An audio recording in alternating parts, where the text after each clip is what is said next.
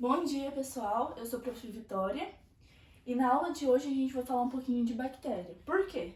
Não estava previsto da gente ter essa aula já, porém, como a gente viu a aula, acredito que vocês tenham visto já, a aula do professor Gustavo, ele falou um pouco sobre os vírus.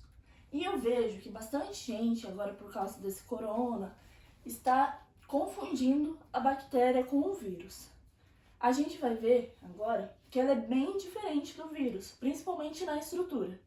A estrutura do vírus a gente viu que ele é muito parecido com um foguete. Já a bactéria, ela é muito diferente, ela é muito complexa e simples ao mesmo tempo. Então vai ser isso. Para a gente saber sobre a bactéria, a gente primeiro precisa saber o que ela é. Então vamos lá. O que são as bactérias? Unicelular. Pensa assim, uma. Celular, célula. Então, uma única célula.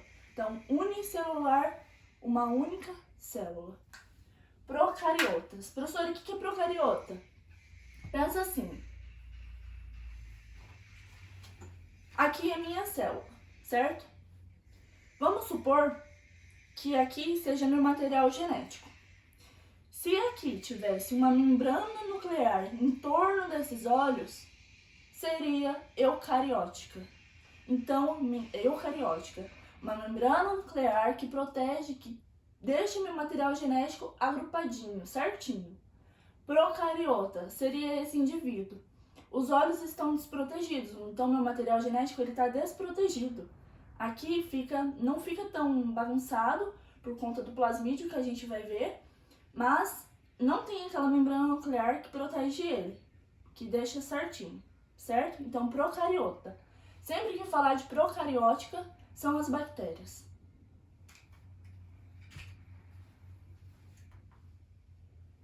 Estruturas. Professora, como que é formada Não, calma que eu esqueci de uma coisa. Aqui, ó. Pensa assim, a nossa bactéria. As bactérias, elas têm que ser muito resistentes. Por quê? A gente sempre vai ter glóbulos brancos tentando atacar ela e os antibióticos. Então, essa parede celular, essa cápsula, ela tem que ser muito rígida, ela tem que ser muito resistente. Então, como que ela é? Do que ela é formada? As bactérias vão possuir os peptídeos. Esses peptídeos são as proteínas. Essas proteínas, elas vão se interligar e formar os polissacarídeos. Esses polissacarídeos, que são os açúcares, vão formar um complexo que vai formar a proteína peptidoglicana. Essa proteína a gente vai ouvir muito falar. Ela, então, que dá essa resistência nessa parede celular das bactérias.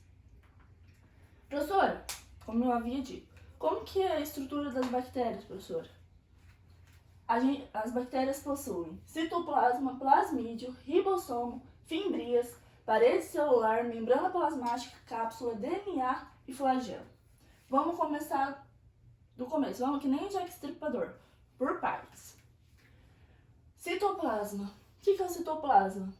Pensa, se ela é procariótica, onde que esse material genético vai estar? Dentro do citoplasma, localizado no citoplasma. O citoplasma, ele serve para deixar o material genético, para nutrir essa bactéria e para deixar a organela. Lembrando que as bactérias elas só possuem uma organela, que são os ribossomos. Então, qual que é a função do citoplasma? Nutrir a bactéria e deixar ali o materialzinho genético e a sua organela. Suas, né? Porque são vários ribossomos. E o ribossomo, professor? O que o ribossomo faz? Síntese proteica. O que ele significa? Ele sintetiza a proteína para a gente conseguir absorver. Para as bactérias conseguirem absorver essa proteína, essas substâncias, esses nutrientes. Tá, então, citoplasma, membrana plasmática, ribossomo. Vamos falar sobre a membrana plasmática. Ela é formada por duas camadas de fosfolipídios. O que ela faz? Ela protege esse material, ela protege essa célula. É ali onde vai estar, ela protege esse citoplasma, ele não deixa tudo bagunçado. Ela realmente protege essa parte da célula, o interior da célula, certo? Aí a gente vai ter as bactérias. Vão ter a parede celular. O que é a parede celular, professora? Ela é formada por polissacarídeos, lembra que a gente viu lá? A proteína peptidoglicana. Por quê? Porque precisa de rigidez, precisa de resistência, precisa ser firme. Ela também dá o quê? A forma da bactéria. Logo a gente vai falar um pouquinho sobre as formas da bactéria, sobre a classificação das bactérias. Então ela dá resistência e protege, e dá a fórmula da célula. Logo mais, a gente tem a cápsula, que já é esse azul aqui. O que a cápsula faz, professora? Protege. Essa é a única função da cápsula, proteção. Do que, gente? Glóbulos brancos e antibióticos, né? Porque pensa assim, tem um intruso lá, nossa célula, o que ela vai fazer? Nossos glóbulos vai tentar eliminar essa bactéria. Por isso tem que ser muito resistente. Logo a gente tem as fimbrias. O que é as fimbrias? São esses pequenos, parece flagelinho, mas não. São aqui para que ela serve? Sustentação e fixação da bactéria. Fixação aonde? Pensa. Nas células. Ela vai tentar se aderir, fixar, para assim conseguir absorver esses nutrientes. Então, fimbrias, fixação em outras células. Flagelo, como todo mundo já sabe, locomoção. É a principal função dos flagelos. Logo, a gente tem os plasmídeos. É a principal estrutura das bactérias. Por quê, professor? Por que é a principal estrutura das bactérias, professor? Aqui na frente vocês estão vendo? Plasmídio, DNA.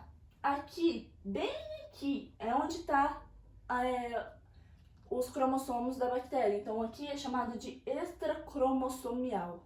Aqui vão estar os cromossomos da bactéria. Para que serve esses plasmídios, professor? Replicação. Ela se replica independentemente. Não precisa de ajuda de ninguém. Ela sozinha ela consegue se multiplicar através desse plasmídio. E também ela serve para resistência. Resistência do quê? Antibióticos. É aqui que está o perigo. A gente toma um antibiótico, essa parte dessa bactéria, o plasmídio, ela vai identificar esse antibiótico tomado, vai modificar, vai ler, vai codificar todo esse DNA para que na próxima vez que ingerir, esse antibiótico não cause tanto efeito como causou antes. Então ele muda o DNA da bactéria para que o antibiótico já não tenha mais tanto efeito. Como que é a classificação das bactérias? Mas assim, existem tantas bactérias, como que a gente classifica, diferencia, né, uma da outra? Através da morfologia bacteriana. Eu acredito que vocês já tenham visto, mas a gente vai reforçar. Cocos, bacilos, vibriões, espirilos e espiroquetas. Cocos, pensa assim, oval. O formato dele é oval. Toda bactéria que for oval é cocos. Mas tem as classificações, por exemplo, diplococos. O que é diplococos? Dois cocos juntos. Streptococcus. Os cocos em fileira. Pensa assim, fileirinha. É streptococcus. Tétrades. 4 cocos agrupados. Sarcina. 8 cocos agrupados. Lembra um cubo. E estafilococcus. O que é o estafilococcus, professora? É os cocos em forma formando aproximadamente um cacho de uva. Tá. Os bacilos, o nome já diz, bacilos, bastão ou bastonetes. Também segue o mesmo patamar que o outro, porém, eles são mais compridos, mas também pode ser mais curtos. A única diferença é que eles são mais achatadinhos. Bacilos, a gente tem aqui, não coloquei, mas a gente tem os diplobacilos, que corta esse daqui, são só 2 bacilos. A gente tem os streptobacilos, que também são os em fileira. A gente tem o flagelado, o bacilo flagelado, que é aquele que apresenta vários flagelos, e o endósporo, que pertence aos bacilos. O que é o endósporo, professora? Não sei se vocês estão vendo aqui, é tipo um tubo. O que esse tubo faz para esse tipo de bactéria? Esse tubo, gente, ele protege e ele dá resistência e sobrevivência para essa bactéria. Ele é muito importante para os bacilos. Só eles têm? Não. Os cocos também têm, os embriões têm, o espirilo tem, certo? Então, o que ele faz? Protege, dá resistência para o organismo dessa bactéria. Vibriões. O que o vibrião lembra? Uma virgulinha. com apenas um flagelo. Esse pirilo é quase a mesma coisa que o vibrião, mas ele tem muito mais flagelos.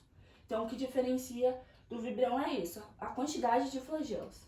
E a espiroqueta, ela é bem mais diferente, ela é muito flexível, porque ela não tem um flagelo para se locomover. Então, ela tem que ter a propulsão. E como que ela se movimenta? Através da propulsão do citoplasma. Citoplasma, pensa assim, citoplasma é uma água. Se ele mexe, ela vai embora. Se ele parar, ela fica parada.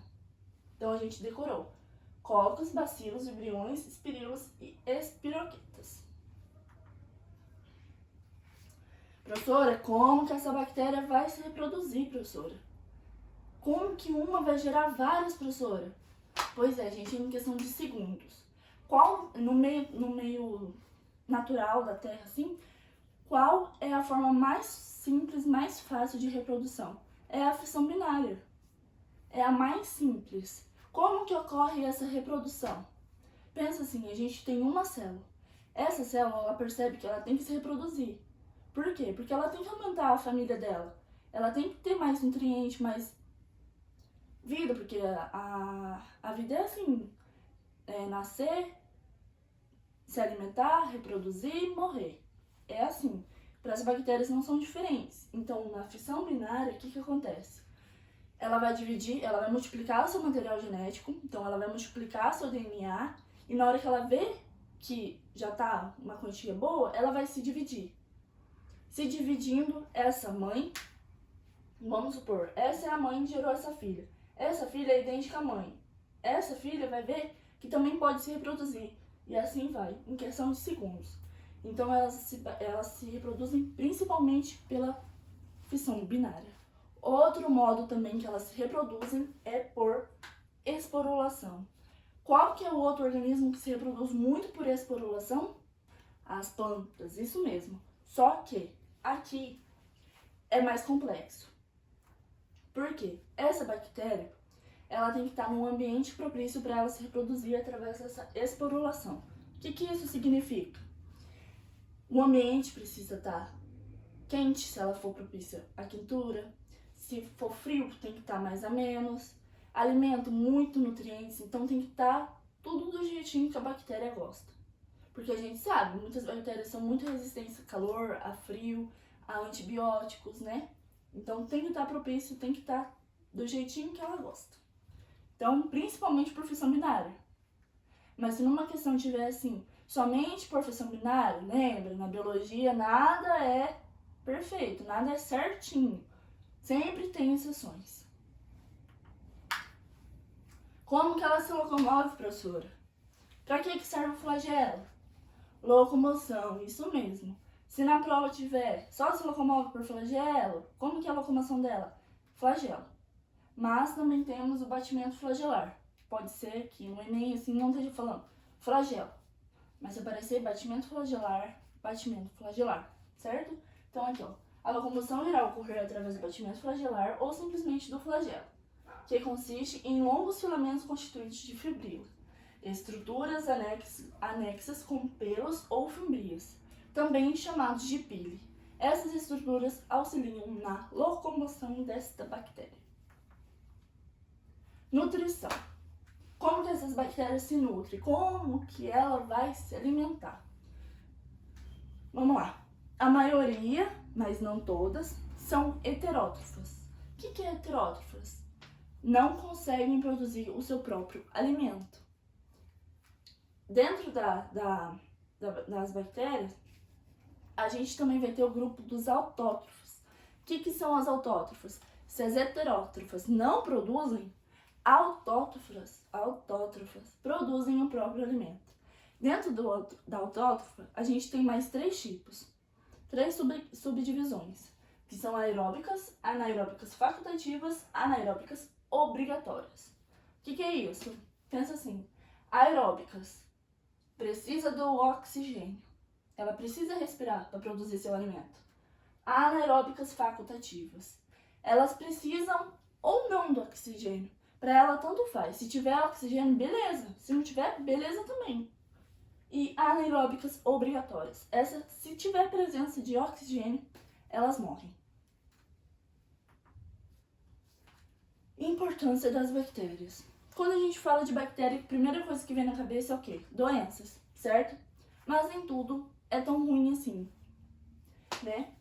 As bactérias, elas estão muito presentes no ciclo do nitrogênio. Acredito eu que vocês também já tenham visto. Caso não tenham, avisa a Prof. dar aulinha para vocês. O ciclo do nitrogênio. Lembram lá das etapas, se você tiver desnitrificação, nitrificação, amonificação, fixação e entre outras, né? Por quê, professora? Pensa assim, o nitrogênio, ele é difícil de ser absorvido pelas plantas e precisa, porque é o meio delas se alimentar. Então, o que que acontece? Essas bactérias vão diminuir essas partículas desse nitrogênio. Para quê, professora? Para que essas plantas no solo, por exemplo, as raízes, consigam absorver essas partículas e fica melhor para elas se alimentarem. Decomposição do solo. O indivíduo, tadinho, faleceu. Como que ocorre? As bactérias saprófitas vão lá e vão fazer o trabalho delas. Vão diminuir essas partículas também. Para quê? Para que o solo consiga absorver esse nutriente. Produção de alimentos. A gente sabe, conhece muito os lactobacilos, certo? Que produzem o quê? O iogurte, o chamois, que nós adora, né? Mas também temos os queijos, as coalhadas e o vinagre, principalmente. Se não tiver bactéria, não consegue se reproduzir o vinagre. Produção de medicamentos. Sim, elas produzem medicamentos. Quais medicamentos, professora? Vitaminas e antibióticos. Elas produzem vitamina e antibióticos. E aqui, em engenharia genética, a prof ficou maravilhada nisso daqui. O que ocorre? A gente vai pegar, por exemplo, uma bactéria modificada. A gente vai introduzir um gene humano dentro dessa bactéria. E o que vai acontecer? Essa bactéria, ela vai produzir duas proteínas. Quais? A proteína do crescimento, seja capilar, de unha, de tamanho e etc. E a insulina. Então, para que serve essa engenharia genética? Se o indivíduo não está conseguindo produzir a proteína do crescimento, a bactéria é possível. Então, é colocada uma bactéria e ela produz esse nutriente que o corpo está precisando. Descontaminação de ambientes. Isso mesmo.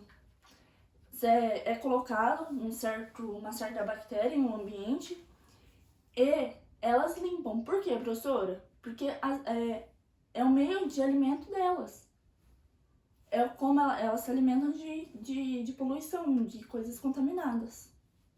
E também, que eu não coloquei aqui, mas a gente tem bactérias no nosso intestino. Pra quê? Pra auxiliar nessa absorção. Essas não são tão ruins assim.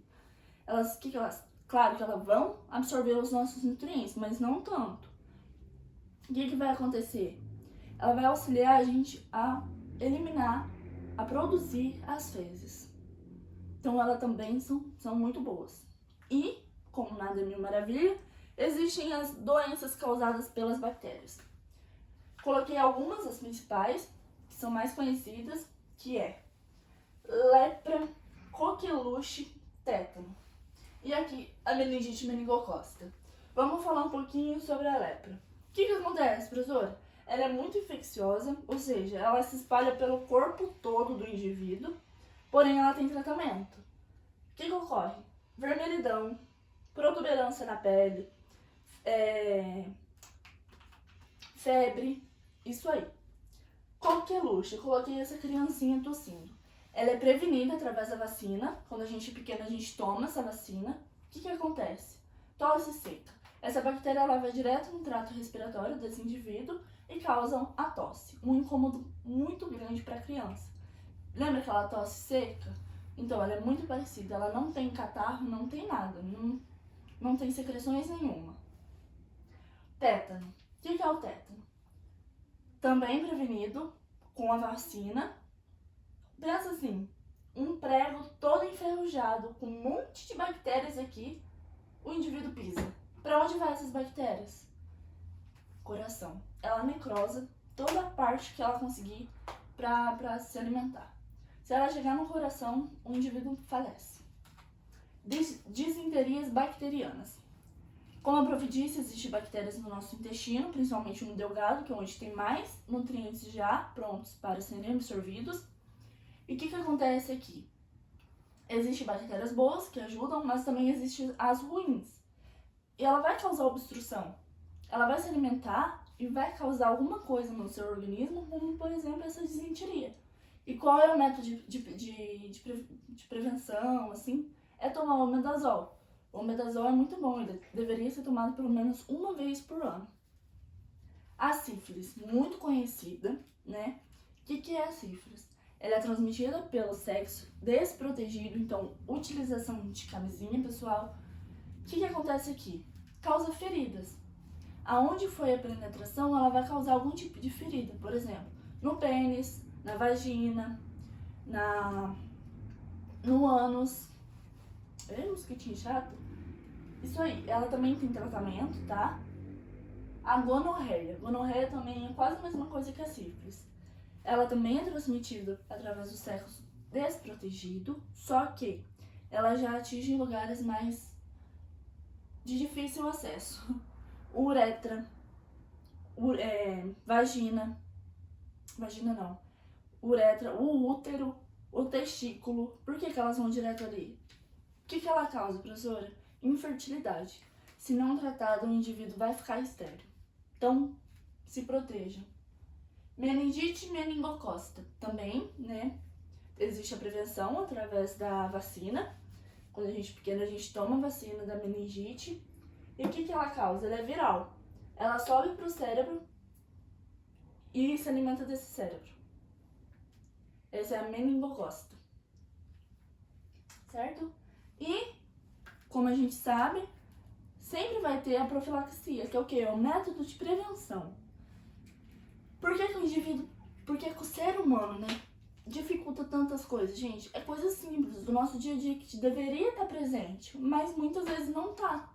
Como lavar a mão com sabão, passar álcool, lavar os alimentos, principalmente deixar a casa arejada, não ficar de agarramento, assim, todo mundo agrupado no mesmo local, filtrar e ferver a água, cozinhar muito bem os alimentos antes de ser ingerido. E eu não coloquei aqui, mas que deveria entrar na cabecinha do jovem e do adulto também.